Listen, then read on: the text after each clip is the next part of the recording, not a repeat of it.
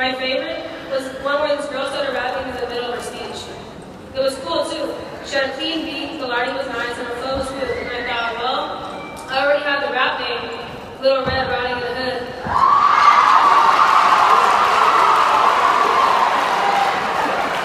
But I decided it's probably best if I skip the rap.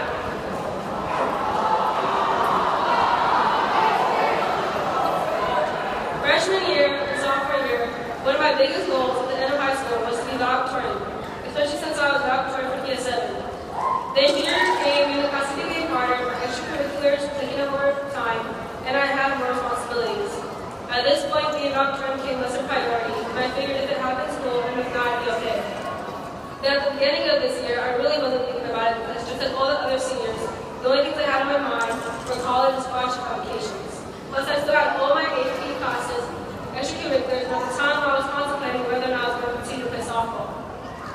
When I did find out that I was valedictorian, I was excited, not because I reached my goal from freshman year, but because I'm co-valedictorian with Lily. Woo! For 4 years, whether anyone said it out loud or not, we have been in competition with one another, and finally it was over and we both won. Woo! We both wanted to be labeled valedictorian, and at the time we didn't realize what it is, a label. It doesn't mean that we're any smarter than any of our classmates, or that we work any harder than anyone else. If anything, it means that we're the best at doing what we're told. We're told what formula we use, how to write a shape for a total paragraph, and we did it and we did it well. But really the ones that should be standing up here are the students who challenged what was being given. The students who thought around the formulas and found different ways to get the same answer the smartest because they challenged what is said. They think critically it is more important and beneficial than memorizing the equation. Astrophysicist Neil deGrasse Tyson said, when students cheat on exams, it's because our school system values grades more than students value learning. Now, I'm not saying that Lily and I cheated our way up here, but the ghost of the most truth of the situation. Students are so focused on having to get the best grades to get into the best colleges that skills like critical thinking and reading for a purpose are pushed to the back burner. I think back to my engineering class and how, even though I had the highest grade and looks good on paper, I struggled to think critically and outside the box. I would watch Wes and Gonzalo, two of the smartest people that I know, build great machines and write amazing codes, wishing that I could do the same. The reason that they're successful is because they're not afraid to try something different. They're not afraid to fail because if they do, they know all they have to do is think of something new. One of my favorite quotes is from a TED Talk that Mr. Wilkinson showed our AP language class. In the video, Dave Morris talks about the rules of improvisation. One of the rules is let yourself fail. He said, it's easy to fail, everyone does it. The hard part is being okay with it. And it's true. When we're not afraid of failure, then we can become great critical thinkers because we're not afraid to say the wrong thing. We can only become better when we accept failure. Failure is how we improve on our coding, how we learn to integrate a equation, how we perfect the composition of our photos, and how we learn how we move our hips and hit the ball. We need more students who are not afraid of failure and thinking outside the box, and less students who have perfected the skill of organization and accept what's taught to them. Those are the students that will be successful and make a difference, and I'm glad to say that the class of 2015 is filled with them. With that said, I cannot leave here today without giving a few shout-outs. To my best friends, Aaliyah and Hector, what's up, man? To my lunch crew, I'll miss our park games. You all made lunch the best 30 minutes of my day.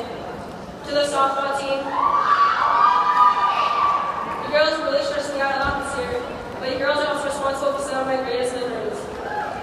Sierra, thank you for always having my back on and off the field at FSU. And to my advisory builder, Senorita Ramirez, thank you for making our lives a family. I'm honored to be standing here today representing the class of 2015. I'm just one example of hard work and dedication. Because of that, I'll be attending Occidental College, and many of you will be at Berkeley, Santa Cruz, Sac State, Long Beach, Captain, and the like. The long nights and the early mornings have paid off, class of 2015. Congratulations.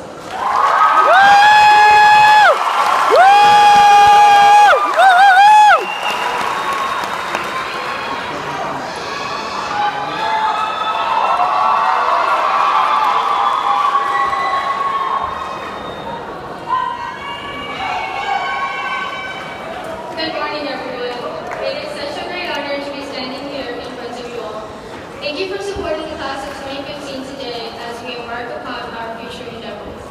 At least, that's what you're expecting me to say, right? Uh-oh. I'm supposed to say these cliche statements about my class doing extraordinary things, such as curing cancer or becoming the next president of the United States. Well, quite frankly, I'm tired of living up to everyone's expectations of me on how I'm supposed to register.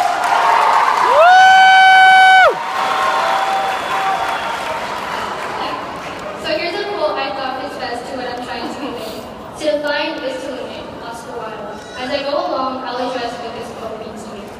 But first off, I'd like to thank a few people who have affected me greatly throughout my time in high school. Thank you to Mr. Marks, who has helped all of us believe in the possibility of Miss Boston, you have taught me that learning can be fun and effective. Thanks to the Breakfast Club, also known as the Library Crew, who I felt the most comfortable with in being my true self. I'll miss all of our class on reforming the schooling system because Hannah's social conditioning inspired us to challenge the norm.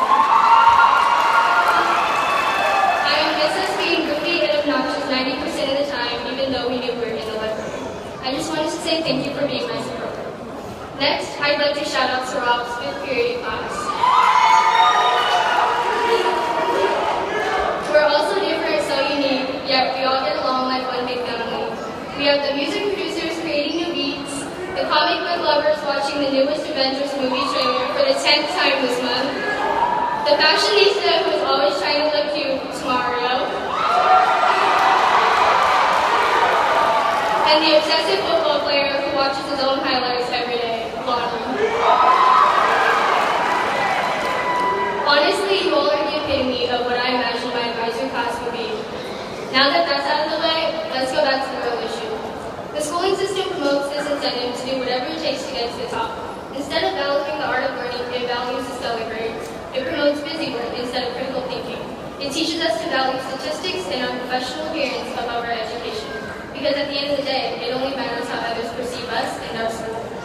Why don't we acknowledge that the education system has evolved from an institution focused on teaching students valuable content to one that treasures the numbers that define the school? Now, in order to be the valedictorian, you must be the student with the highest academic achievement in your class. That's an admirable feat. However, I'd like to tell you all the most effective consequence I underwent in order to receive this incredible honor. In the very first term I attended the school, all of my peers gave me a consistent reminder to never fall short from an A, unless the renowned Delyna Pérez would surely be valedictorian. Now, I say renowned because apparently the whole school knew who Delyna Pérez was, except for me. When sophomore year came around, me and Delyna became close friends. We gravitated towards each other for every group project and study session. But subconsciously, we waited with bated breaths for one of the others to fail. We stopped talking to each other ever since our junior year, with the exception of past projects we collaborated on, of course. We definitely hid our grades from each other because that just wouldn't do if the other knew one was failing. Don't you all see what's wrong with this picture? By us striving for this honorable award, we lost the opportunity to build a real, genuine friendship. Our competitiveness became unhealthy and stressful. I mean, look at us now. I know we don't say it out loud, but somewhere in the back of our minds, we wanted this honor to solely be valedictorian instead of co-valedictorian. What does that say about us? That made me realize that I've been working towards a goal that made me unhappy. Every day, I completed my homework because I so highly desired the points, not the actual material or the significance of it. I became a product. You see, I'm a product of the schooling system, which fortunately provided me the basis to get accepted into UC Berkeley. How can I not conform to the educational standards when that's exactly what universities praise? But I'm not a number. I'm more than that 4.18 GPA. Yes, I'm smart, but that shouldn't be the only label that defines who I am or how others perceive me. So what I'm trying to say is, don't allow labels to define who you are. It only serves to limit your capabilities and give others the wrong impression that that is all you'll ever be. Thank you.